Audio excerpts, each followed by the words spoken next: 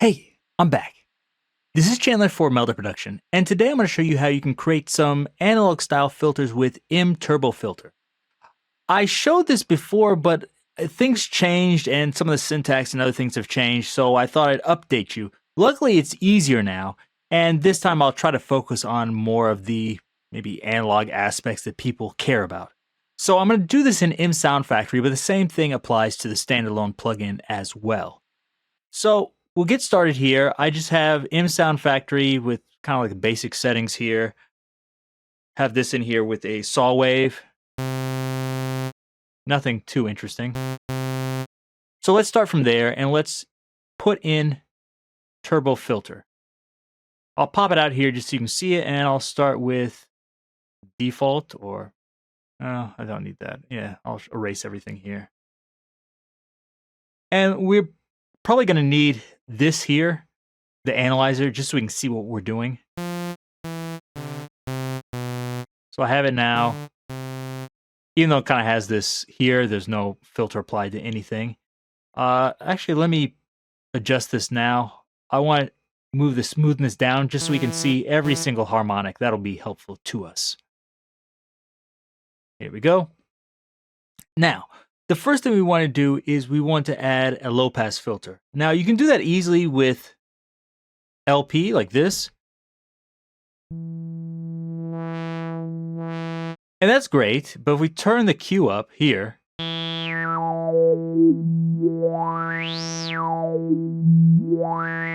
I don't really like that, how as you hit every single harmonic, it gets really loud and soft. And if we change some things, we can kind of get rid of that. So the first thing I want to do is not use this low-pass filter, but low-pass fast. And the difference between these is they're going to use an SVF filter with low-pass fast. So that way you can modulate it at audio rate without it, going out of control and sounding bad. Low-pass fast. But that's still not going to solve our problem with the harmonics.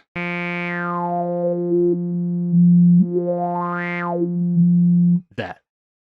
Now, what I want it to do is, as I get lower in frequency, I want the Q to kind of go down. Now, there's kind of an algorithm I could use to do that, but let's do it in the way that they did a long time ago with actual analog filters. So now that I have the LP fast, I'll just put in some kind of like syntax here. If you're wondering, like, where are you getting all this? How do you know how to do this? Just look inside here, and this will give you an example of how to do things and show you some of the parameters. So if we move down here, here are the basic filters like LP. You can also write it out as low pass, and it tells me what I can put in there. So F for frequency, Q, gain, analog, feedback, etc. Now here, I'm using LP fast, like this. So the first one's the frequency, the Q, the gain, which you probably don't need, and the feedback. I'm not really going to touch that either. So let's work with these first two, frequency and Q value. These kind of work even if you don't put them in here, but I thought I'd do it just so you can see what happens here. Other times you might actually need to adjust these, but for now I'll just leave these here. So that means this frequency knob is going to adjust the frequency of our filter, and Q is going to be controlled by the Q value. Like that. Now that's fine and good, but this isn't what I want to do. What I really want to do is get into the feedback. So as you saw in here, hopefully, that's low pass fast.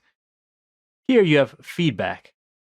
So I actually don't know what this feedback here is for. I'm going to use a dummy parameter for that. And then we're going to put something in feedback 1 here.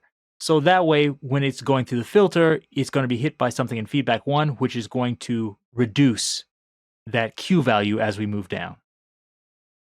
So all I'm going to do is use that, not the parentheses, but the brackets. I'm going to use L, which is our level, but this actually here isn't going to do anything. It's just basically nothing.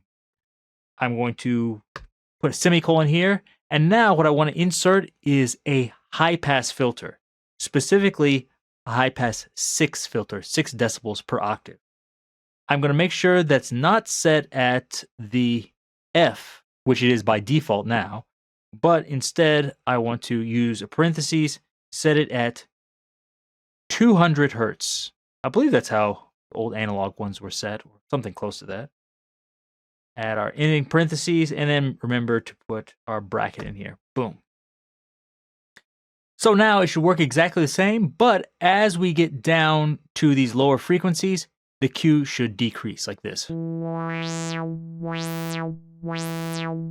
now you're not hearing that boop, boop, boop like we did before. Even if I turn up the Q value really high,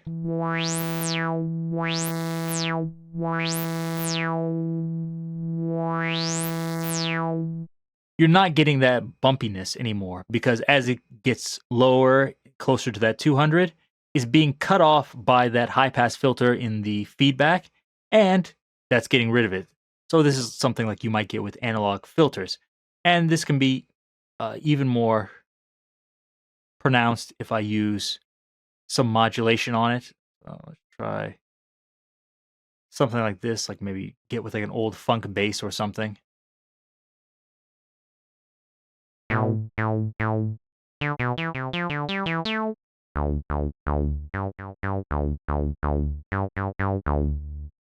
So I can do that with that high Q value. And imagine if I took this out, I'll just copy it and paste it. So copy it, take it out. Now, you hear that? That's definitely not what we want.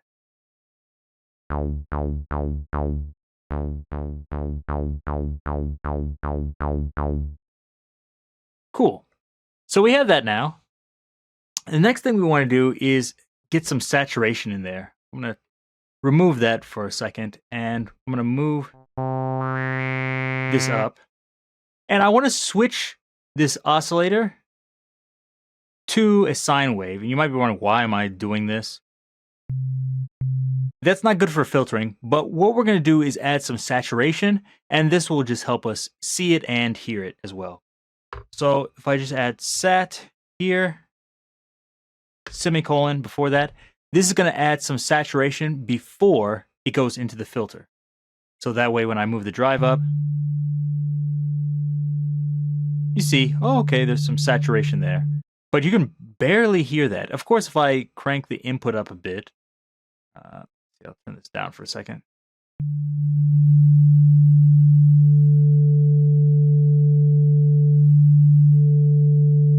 Now you can kind of hear that, and that's great and all, but let's make this a little bit more prominent. We're going to do the same thing as we did with the other one. If you're wondering what these parameters are, I'll show you. We're going to look inside here. Find that saturation, should be right here. SAT, or saturation. The first parameter is wet dry, which is controlled by D, our drive parameter. So we can just put D in there. The mode, so this is just like M saturator.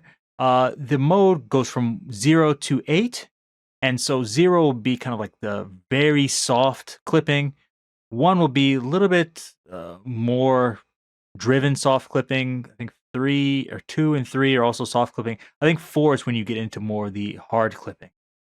And then after that, the next parameter is even harmonics. At 0, you're not getting any even harmonics, whereas we can move this up to 10 and you'll get a lot.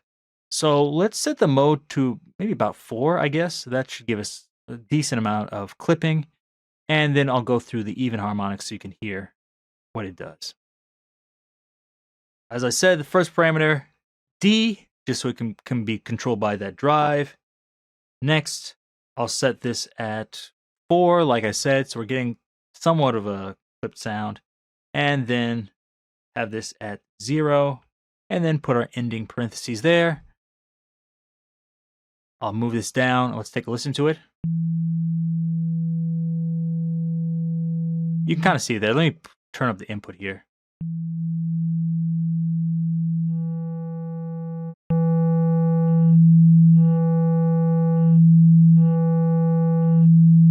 Okay, so hopefully you can hear that, and that's easy enough to understand. Let's work with the even harmonics. So here's at 0. Let's try it at 5.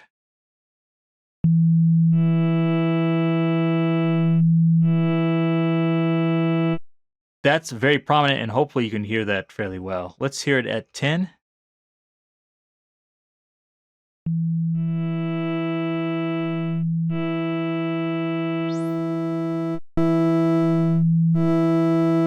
That may be too many. I moved the frequency up just so you could hear the rest of those. Let's try, I think maybe 4-3 is good.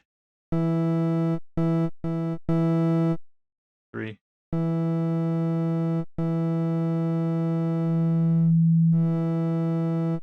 If I move the input down, let's see how it changes.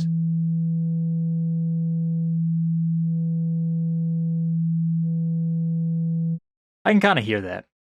Another problem you might have with this is, unless the input is really driving it, you're like, it's hard to hear those harmonics. It's very subtle. You might want that, in which case you can just leave it as it is. But if you want to hear it a little bit more prominently, what we can do is, instead of using the normal saturation algorithm, which is fine, we can use something called sat comp. So it says here, similar to saturation, but it compensates for the loss in volume. So you can't put this inside the feedback path, but this isn't in the feedback path of the low pass filter. It's coming before it. So I can just change this to sat comp, just write comp at the end here. Now when I turn up the drive, there shouldn't be any loss of volume, like this.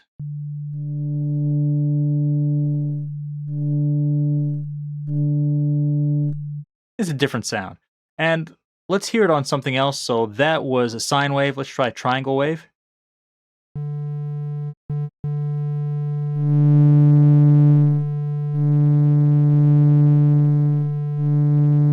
So you can definitely hear that. So I think that's good. But of course, you can adjust this however you like. If you think, that's too much, instead of having this at 4 with the hard clipping, you can move the mode down to like 3 or 2 to get a little bit softer clipping. And you can also reduce the amount of even harmonics if you like. So I think for the most part, this is sounding pretty good. I might move this up, move this down, turn this on, switch it back to my saw wave, and let's hear how this sounds as kind of a bass, a funk bass sound.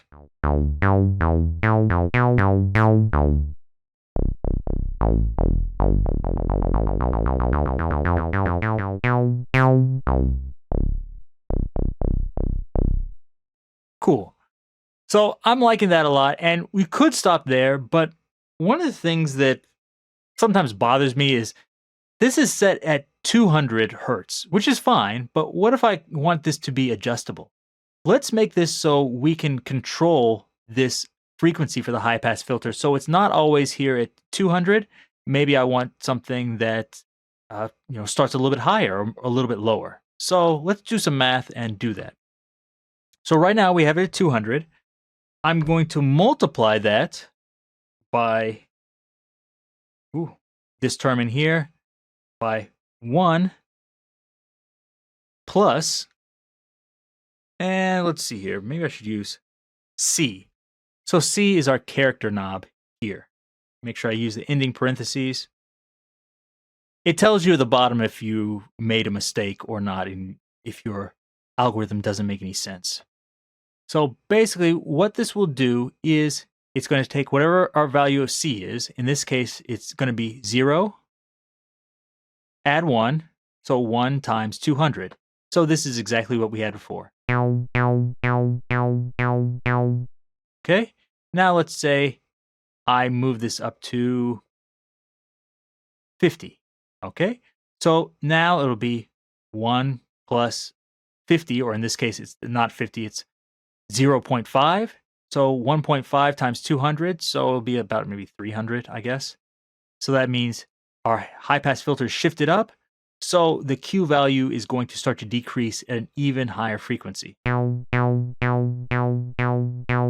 if I move it up to 1, now it's going to be like it's at 400, like this. Hopefully you can hear the reduction in that Q value. Now, what happens if instead of at 0, I move it into the negative? So now, if I have it at negative 50 here, but this is actually negative 50. So we have 1 plus negative 50, which means it's at, or 1 plus negative 0.5.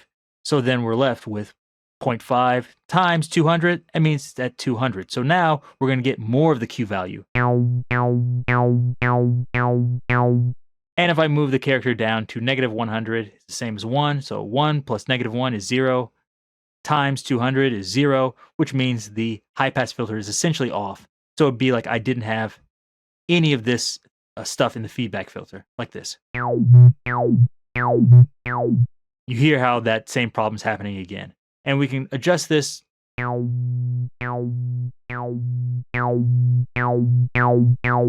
if I thought, I don't want that really loud like feedback when it hits the fundamental in there, but I don't want it to be kind of anemic with that Q value. That's too little. That's too much. I can adjust it.